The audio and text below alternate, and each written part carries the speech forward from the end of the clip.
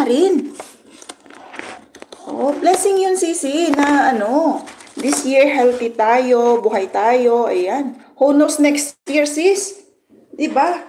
Kaya, make it memorable. Huwag kang mapagod, Diyos ko. One time lang yung Christmas.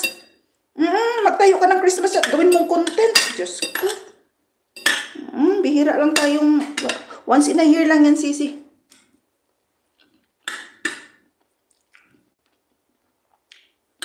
Exercise din yan. Ako kasi, ano lang yan, yearly, recycle lang yung Christmas tree namin. Ayoko nung tunay na Christmas tree, si mama yun. Nasa garden yung Christmas tree niya. Tinatanim niya doon, may nakabaon sa balde, sa timba. Hukayin lang niya yan pag, sa 16, next month. Hukayin niya yan, ilalagay niya na doon.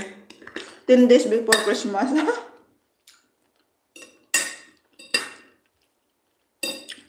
Ako naman, ayan, nakatayo na yan nung 2 weeks ago, yung Christmas tree ko. Yan yung libangan ko pag wala akong magawa.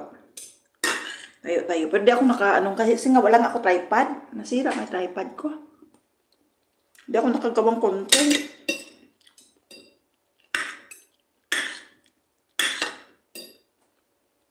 Kain tayo, guys. Kumain muna kayo.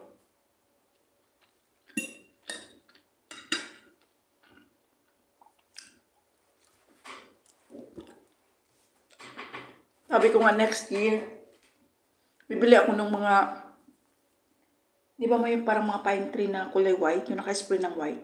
Yun naman yung itusok-tusok ko para yung nagmi-mix ng green at saka white yung akin. Sabi ko nga sa asawa ko, pagbigyan mo na ako sa mga decorations ko kasi wala naman akong bisyo. Di naman ako naninigarilyo, may inom. So, yan lang yung kaligayahan ko. Oo, Sisi, pwede naman. Nakaka-excite naman din.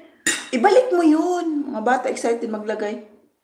Halaman noong maliit pa mga bata excited na maglagay ng mga decorations.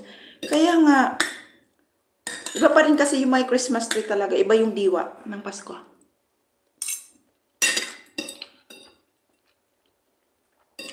Kaysa wala.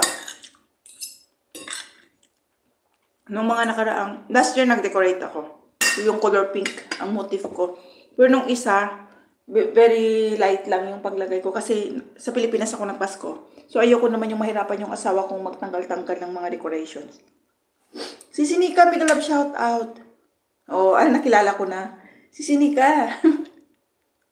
Maglagay ka para maiba. Oh. Tapos nilagay ko yung mga sa baba. Mga regalo. No, last year kasi wala kaming halos regalo, guys.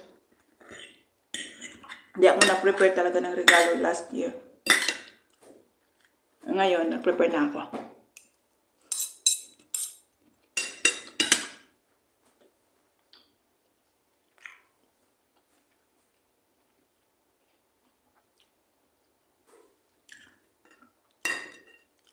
Kain-kain tayo. Meron pa tayong 20 minutes.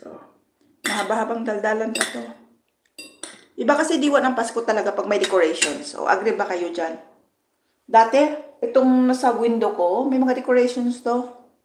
Pero dahil nga apektado yung pagsara ng curtain, hindi ko na nilagyan. Yung mga, yung mga sombrero na lang ni Santa Claus ang nilagay ko dyan sa gilid. Kasi, pag sinara ko yung kurtina, natatamaan yung decoration. Kaya sabi ko, centerpiece na lang yung gagawin ko.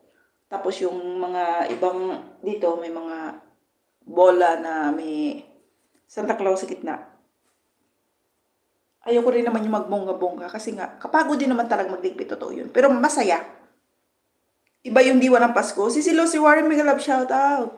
Oy guys, batiin ko na kayo ha. Advance Merry Christmas to all. It's still like, 27? So, it's like 28 days more. But, I already greeted you all. Blessed Christmas and Happy New Year.